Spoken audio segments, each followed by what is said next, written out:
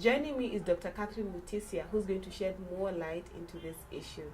So tell me, how do you recognize a child who's been sexually abused? Yeah, you would tell whether a child is sexually abused by, for one, you may look at the physical symptoms, like a child might start limping, or the gait, the way they walk might change, or through their behavior. They might become withdrawn, they might become anxious, or they might also go into the extreme, which is what we call externalizing. They might become over-talkative, they might be talking to strangers, become too open to strangers. So there are various symptoms. They could be the physical things you would see, or they could be behavior change, or the mood, a child who was happy becoming sad. Okay, let's talk about the behavioral changes that occur when a child has been sexually abused. What should a parent look out for in terms of the change of behavior? A change of behavior could actually even affect the way the child responds to authority. Some children can all of a sudden develop what we call oppositional behavior. They don't want to obey rules. Or some might even have what we call conduct disorder.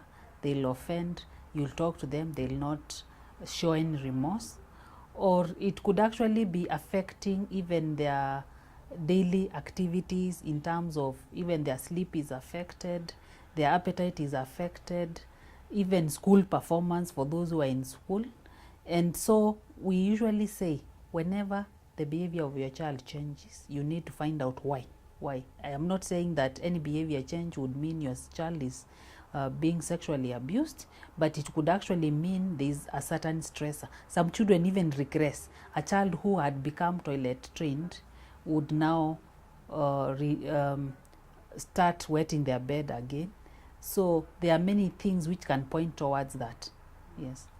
Okay, in many cases you find that mothers of these children often end up blaming themselves. Is there anything that mothers or parents in general can do to protect their children from sexual abuse? Yeah, we can do a lot, right from when a child is young, teaching them about which are the private parts which people shouldn't touch, showing them their private parts, and talking to them about that sometimes people can hurt you, and talking to them about not talking to strangers, although we know people who abuse children who are sexually abused is usually done by, most of the time, by somebody they know, not by strangers. A few cases are by strangers, but we need to sensitize our children early enough what is abnormal touch, because it starts from there. And again, what they need to do in case they see somebody trying to either touch them inappropriately or ask them to do things, accepting gifts from people who not are strangers, or even people they know and are being friendly, and they cannot understand why they are showing that excessive friendship. So once you talk to them early enough, and once you are available, so that if you have time for your children, they can always approach you and tell you when something is wrong. We need to create time for them so that you can actually be able to interact with them, observe for any changes. So like if you're watching your children when they're young and you found their pants stained with blood, you would want to know what is happening. If you're watching your child, you see their gait changing, you will want to know what is happening. Or even if they are withdrawn, they don't want to talk to people, you would be interested to know what is happening. And those are some of the pointers. Yes. So what if I suspect that the worst has happened? What should I do? What action should I take as a parent? Yeah, of course, it's always good to talk to the child.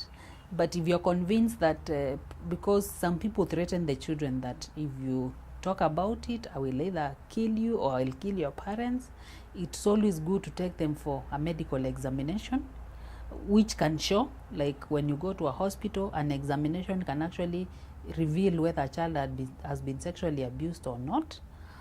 So it's good to talk to them, but even if you talk to them and you feel she's still not or he's still not opening up, but I suspect there's something more, it's always good to take them for a medical checkup. Okay. Is there anything we can do to prevent this from happening? Yes, for one, making sure that our children are attended wherever they are. So making sure your children are supervised, even if you're not at home, you have left them with somebody who is checking on them. And again, educating the children themselves. And of course, in the larger society, making sure that anybody who is found to have abused a child gets the prescribed punishment, because people know if they can do it and get away with it, then the temptation to engage in such behavior is there. But when they know that there are strict penalties, then it's likely to deter people. Yes. Any last words for mothers who are worried about their children's safety and all that? If it happens, the best thing would be to seek a medical treatment immediately, which includes even counseling, and if necessary, if the child is depressed or anxious, even medication for that. And of course, the psychological trauma, which needs treatment. So if it happens, it would be good to seek treatment immediately. Yes. So there you've heard from the doctor herself, Dr. Catherine Mutisya, who's a psychiatrist, who says that the best thing to do right after you realize that a child has been sexually abused is seek treatment as soon as possible.